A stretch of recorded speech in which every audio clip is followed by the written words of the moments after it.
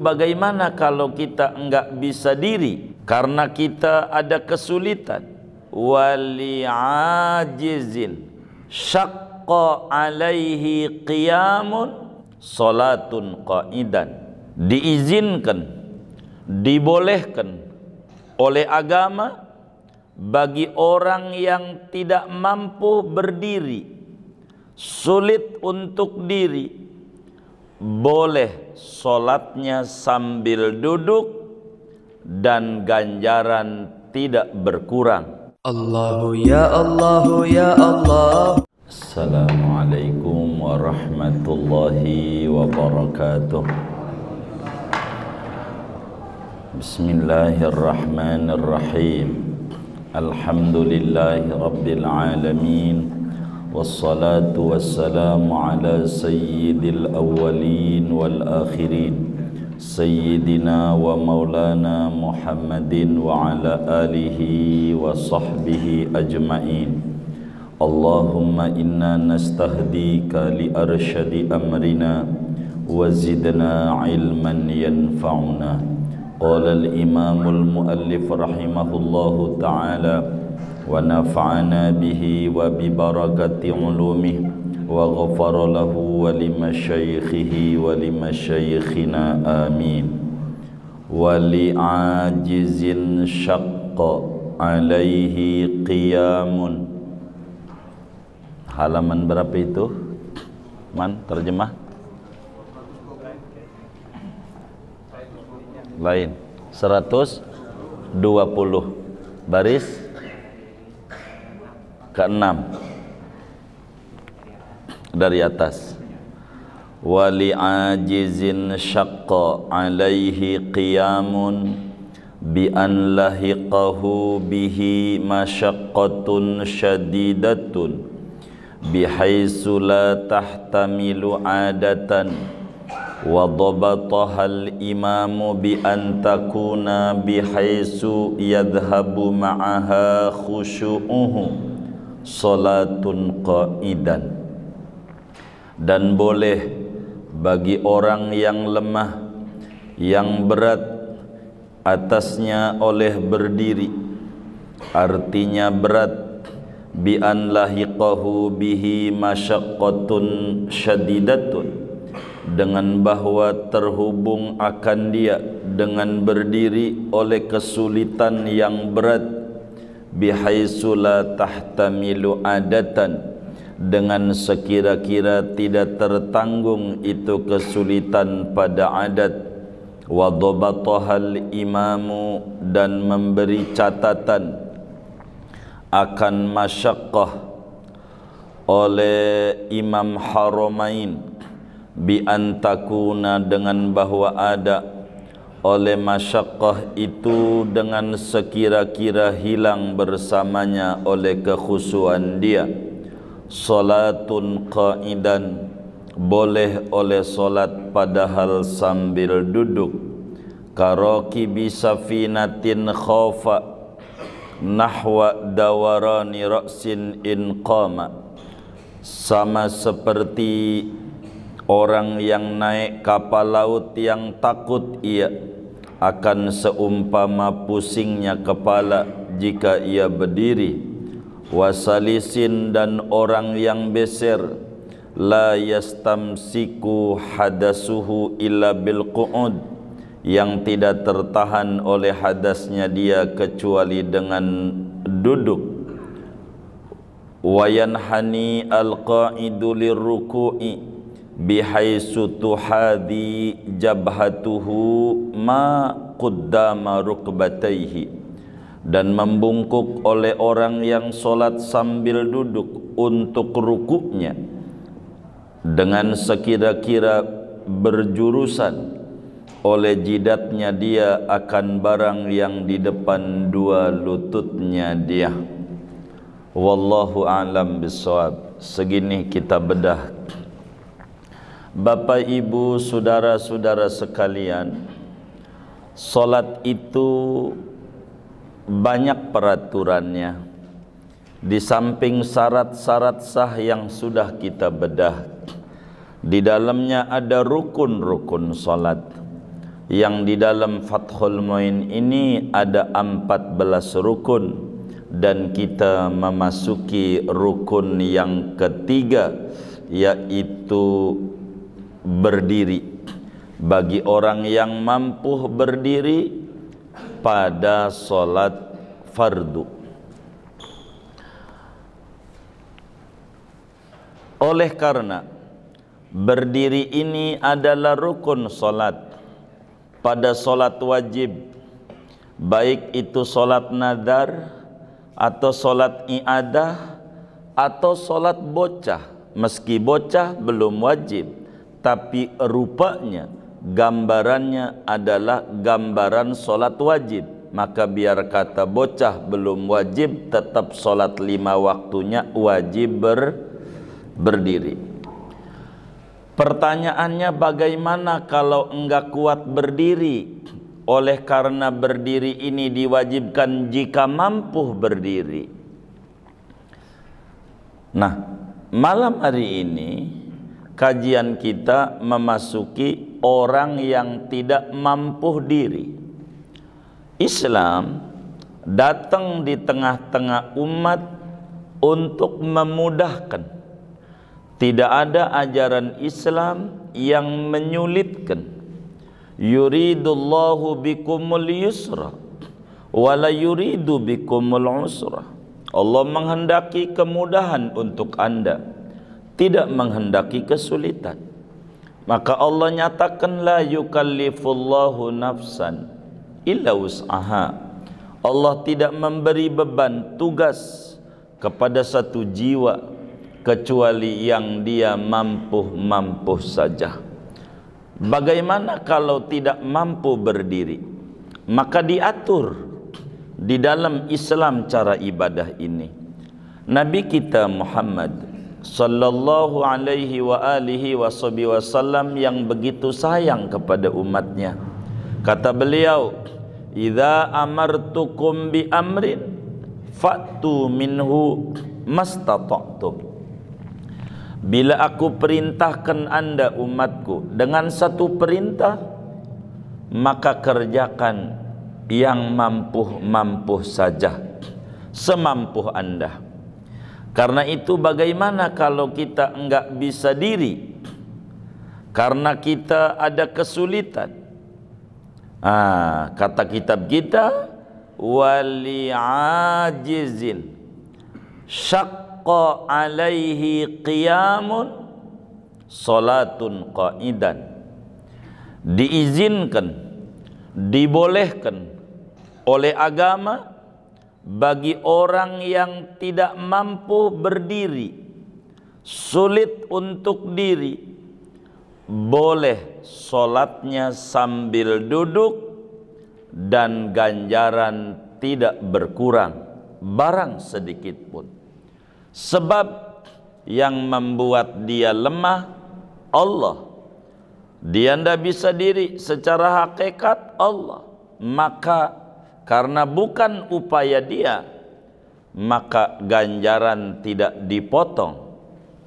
Karena itu Nabi menyampaikan dalam hadisnya, wa innama likulli mri'in manawah. Tidaklah Nabi menyatakan wa innama likulli mri'in ma'amila. Sesungguhnya bagi tiap-tiap orang memperoleh sesuai kerjanya, tidak, tapi sesuai niatnya. Yang duduk ini dia niat dalam hati, kalaulah dia kuat dia bakalan berdiri. Niatnya itu dinilai oleh agama. Sama seperti pegawai negeri hari libur, enggak dipotong gajinya. Kenapa? Dia niat mau masuk, walaupun masih diuji juga ini niatnya. Begitu. Maka gajinya dengan tanggal merah enggak dipotong. Kenapa? Karena niat mau masuk, bukan mau dia. Maka tidak dipotong ganjarannya orang yang sholat sambil diri. Adapun hadis sambil duduk.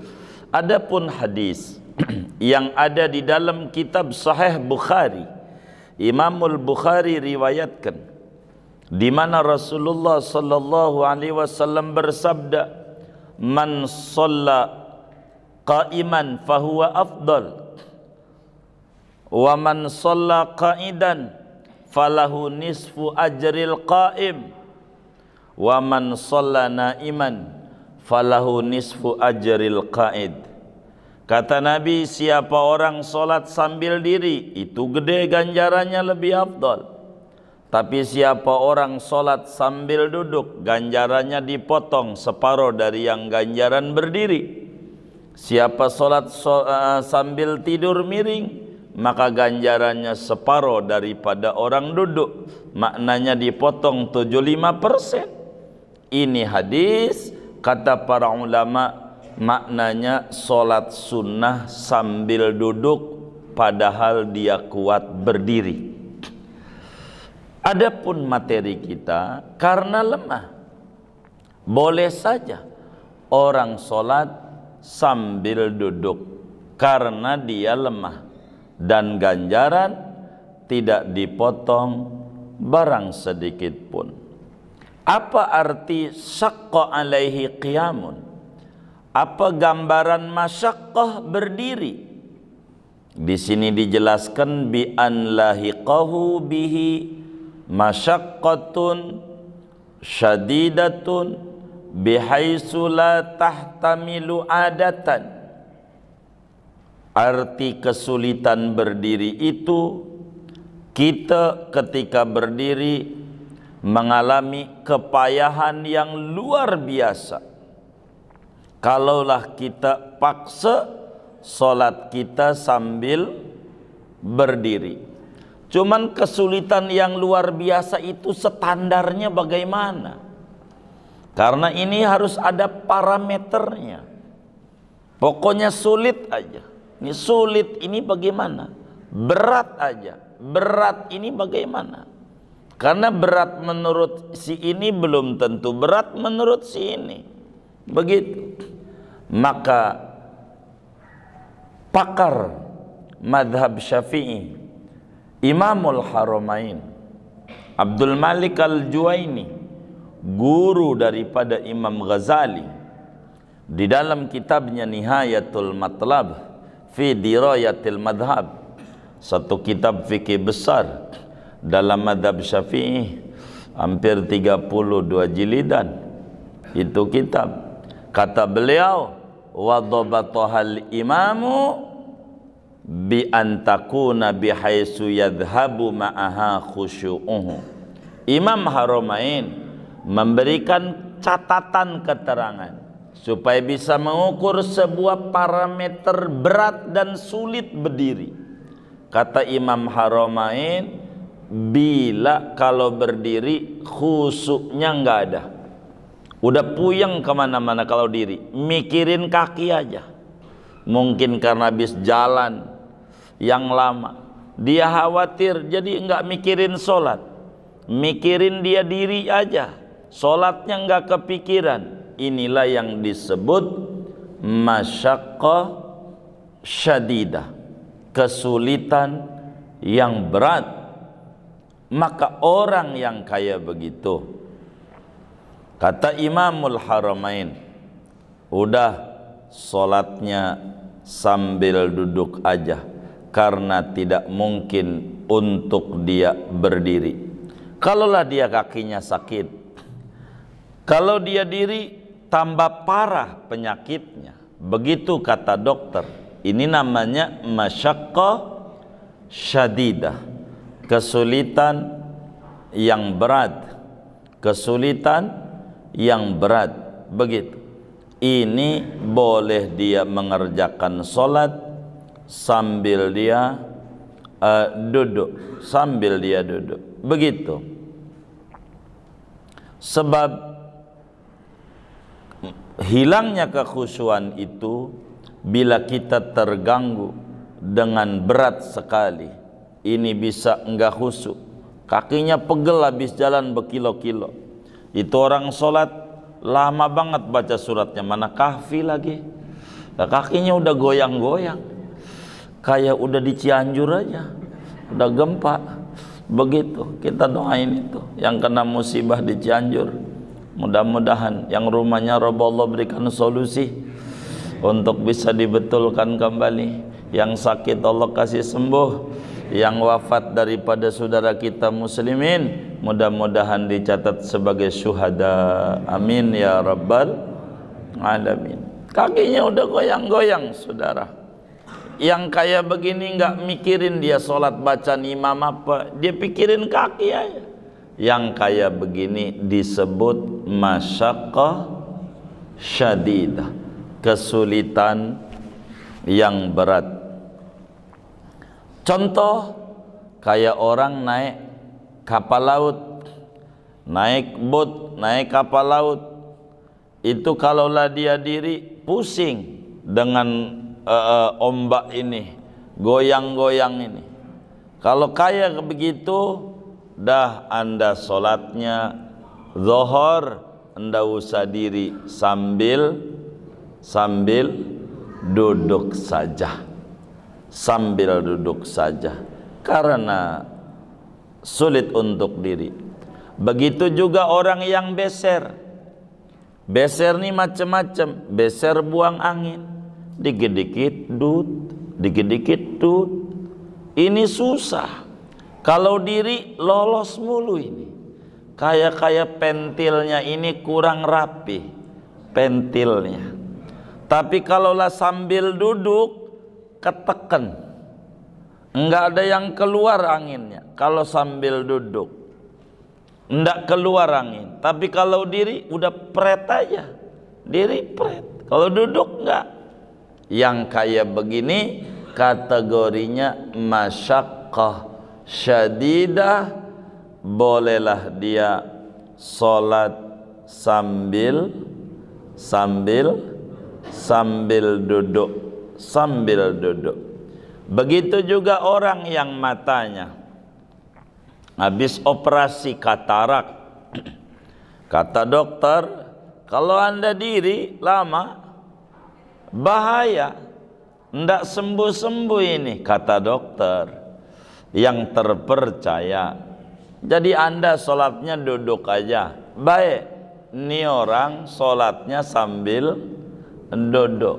Pokoknya bila ketemu dengan masyaqqah syadidah begitu, baik hissi maupun syar'i, maka agama tidak paksa untuk mengerjakan sholat sambil berdiri, akan tetapi diizinkan oleh agama untuk sholat sambil duduk, sambil duduk, begitu, sambil duduk. Bagaimana kalau kemudian kita mampu? Kalaulah sholat saya di masjid sambil duduk, kalau di rumah maklum kakinya udah mulai kotek-kotek. Kenapa nih? Ya begitu dah. Osteoporosis. Ini kalau di rumah ambil diri bisa, karena nggak jalan jauh. Di rumah anda biar diri, karena diri wajib. Begitu. Di masjid benda wajib, diri wajib. Begitu. Jaga itu diri.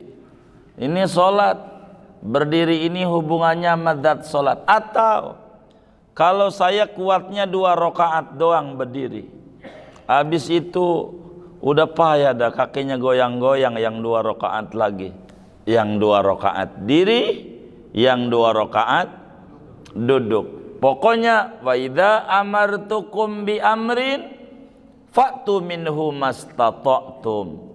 Bila aku perintahkan satu perkara, kata Rasulullah sallallahu alaihi wasallam, maka datangkan, kerjakan semampu anda. Yang mampu-mampu saja. Karena Islam ini agama yang datang dengan misi rahmatan lil alamin. Si sehat kudu salat, si sakit kudu salat. Cuman diajarin seluruhnya cara-cara salatnya. Bagaimana cara salat si sehat, bagaimana cara salat si sakit. Ini diatur oleh agama, cara-cara dia salatnya. Pertanyaannya, bagaimana orang yang sholat sambil duduk rukuknya? Karena nanti di depan habis ngomongin baca Fatihah, rukun sholat berikutnya ruku. Ini diatur, rukuknya orang yang sambil duduk bakal beda dengan ruku orang yang normalnya orang sambil diri. Maka kata Fathul Mu'in, wa yanhani al-qa'idu lirruku'i bihaisu tuhadhi jabhatuhu ma quddama rukbatayhi. Orang yang sholatnya sambil duduk, cara rukuknya kudu benar supaya rukuknya sah adanya. Bagaimana rukuknya? Rukuknya dia punya wajah ngelewatin lutut. Itu minimal ruku bagi orang yang sholatnya sambil duduk. Maka dia punya wajah kudu lewat daripada lututnya dia. Andai ada air mata netes enggak kena lutut, itu jadi rukuknya dia dinilai oleh agama, tapi tidak sempurna. Namanya aqallur ruku' lil qa'id, minimal ruku bagi orang yang sholat sambil duduk. Adapun kalau pengen sempurna, orang yang sholatnya sambil duduk dia punya ruku, wajah dia kudu lempeng dengan tempat yang bakal disujudi dia. Wajahnya kudu lempeng dengan tempat di mana bakal ditempelin wajah buat sujud. Disitulah sempurna posisi dia ruku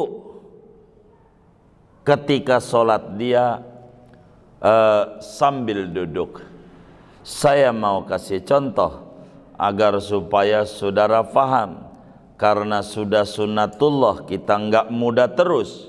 Bisa juga andai pun kita panjang umur ngalamin tua kita, begitupun atau ngalamin sakit yang kita tidak mungkin untuk berdiri, maka ndak boleh sholat kita ngarang-ngarang nyontoh-nyontoh orang dari rumah kuat manggul bangku sampai masjid duduk. Ada nggak yang kayak begitu? Begitu. Ini namanya ngarang-ngarang. Dari rumah kuat manggul-manggul bangku sampai masjid duduk. Begitu. Nah ini nih kita biar benar. Bagaimana dia ruku, bagaimana dia sujud, supayalah mengikuti tuntunan dan aturan apa yang diajar oleh Habibuna Muhammad sallallahu alaihi wa alihi wasallam. Begini saudara doa rukuknya.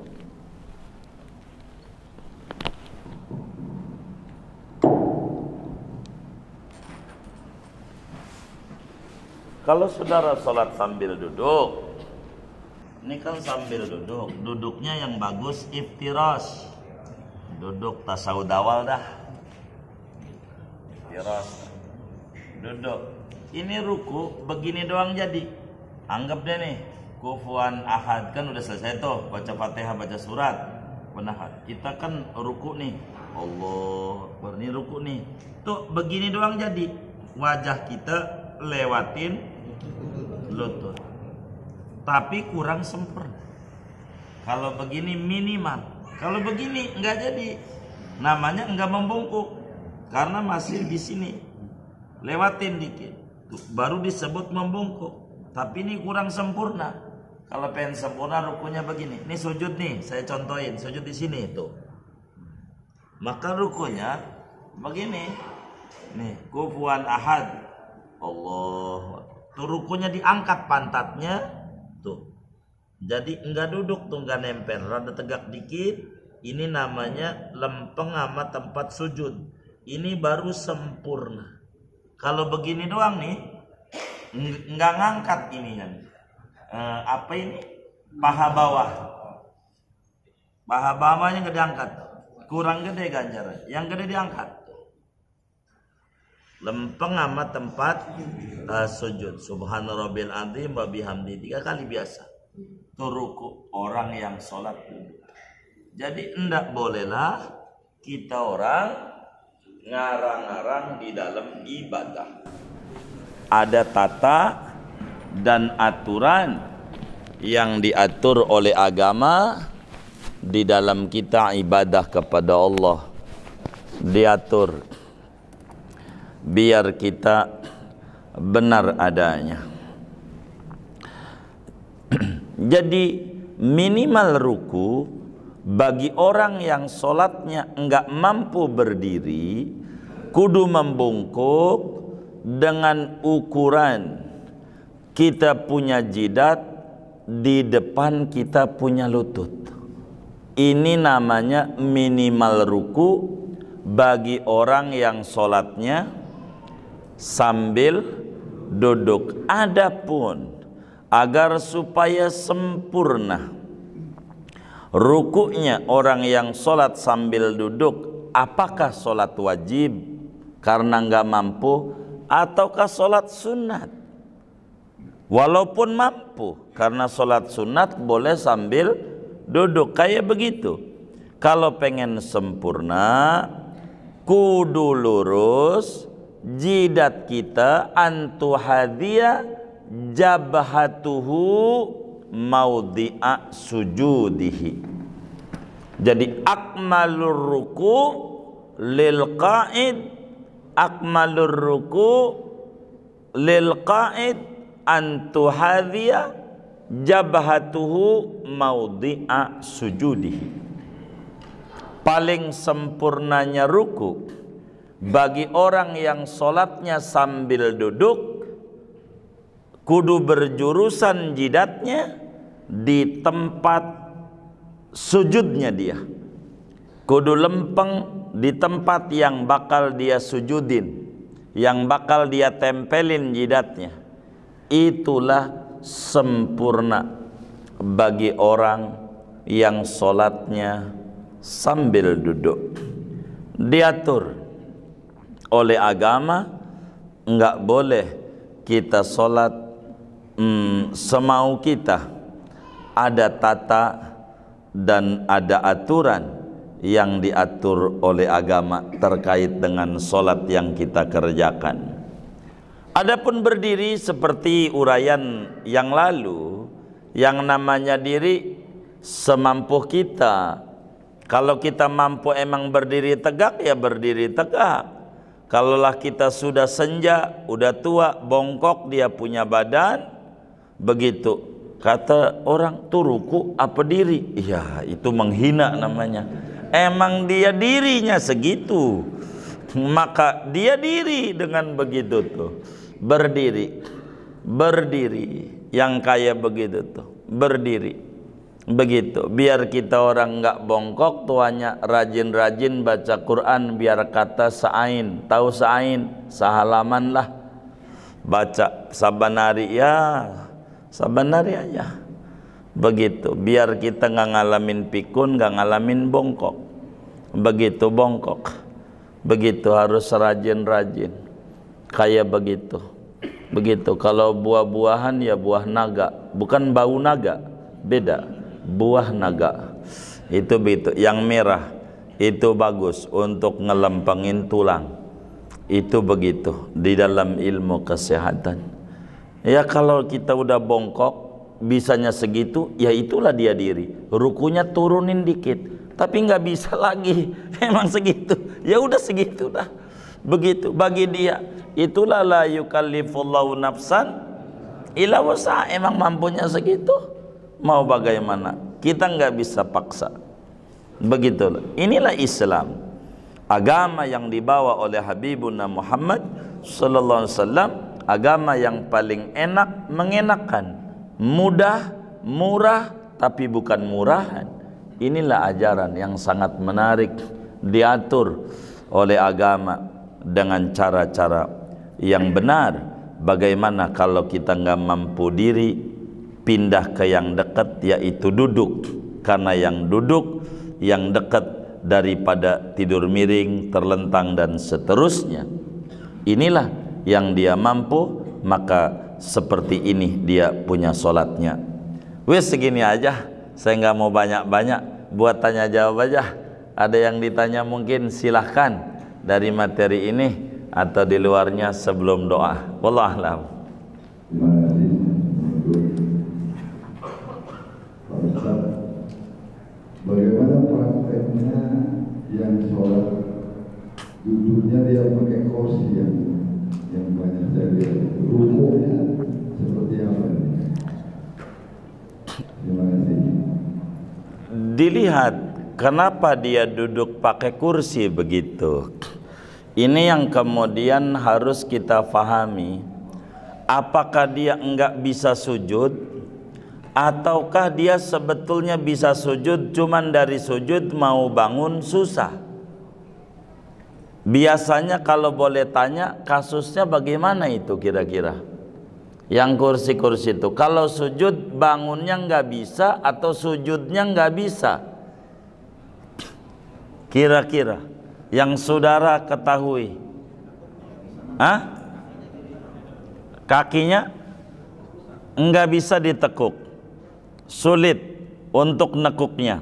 Baik, kalau memang kasusnya kayak begitu, kakinya sulit untuk ditekuk untuk sujudnya, maka bagi orang kayak begitu silahkan dengan dia sholat duduk di kursi. Tapi kalau kemudian kita sebetulnya bisa ditekuk, bisa, tapi kemudian untuk bangunnya sulit, susah, kalau kayak begini ndak boleh dia duduk di kursi, tetap dia kudu diri, sujudnya bangunnya wajib minta tolong untuk ngangkatin dia berdiri. Enggak mau nolongin gratis, ini Jakarta bro, begitu kata dia. Dia yang penting wajar ngangkatnya berapa, begitu ngangkatnya begitu. Tapi kan badan ente gede banget, begitu kata dia. Kalau bayarannya wajar, maka wajib bayar duit ngumpulin tuh buat begini, nolongin kita ibadah. Begitu kalau begitu. Tapi kalau memang seperti apa yang Bapak kita sampaikan, maka kemudian ruku dia sama sujud bedakan. Bila dia rukuknya begini, maka sujudnya lebih turun lagi. Wa sujuduhu akhfadu min ruku'ihi. Sujudnya dia yang model kayak tadi itu lebih turun daripada rukuknya. Kurang lebih kalau kasusnya kayak begitu. Karena kan beda-beda kasus ini. Orang ngelihatnya bahwa kursinya aja rada menarik, nenteng-nenteng ini, begitu. Wallahu a'lam.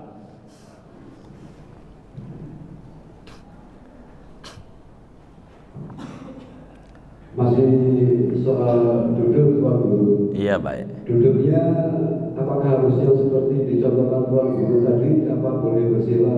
Itu aja, terima kasih. Semua duduk boleh. Bi ayyiha qa'ada sahhat. Salatu, dengan mana saja cara dia duduk, maka sah salatnya.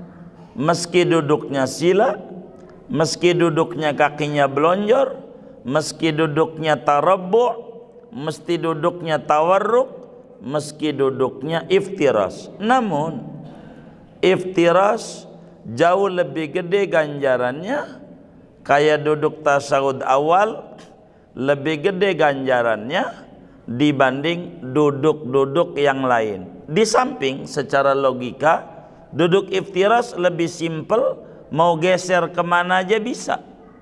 Itu duduk iftiras.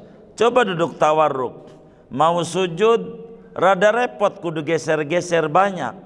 Begitu. Mau sila mau dia mau ruku rada repot ya. Begitu, apalagi dari sila mau sujud rada repot. Tapi berbicara boleh, boleh saja. Duduknya dengan berbagai macam model duduk, yang penting prinsipnya duduk. Namun wal iftirasu afdalu minat tawarruki wa tarabbu'i wa ghairihimah. Duduk secara iftiras yang pantat kirinya ditempelin di kaki kiri, kaki kirinya diinjak daripada dia punya paha ya, dengan paha itu lebih tinggi daripada tawarruk, daripada tarabbu dan selainnya. Kurang lebih demikian. Wallahu a'lam.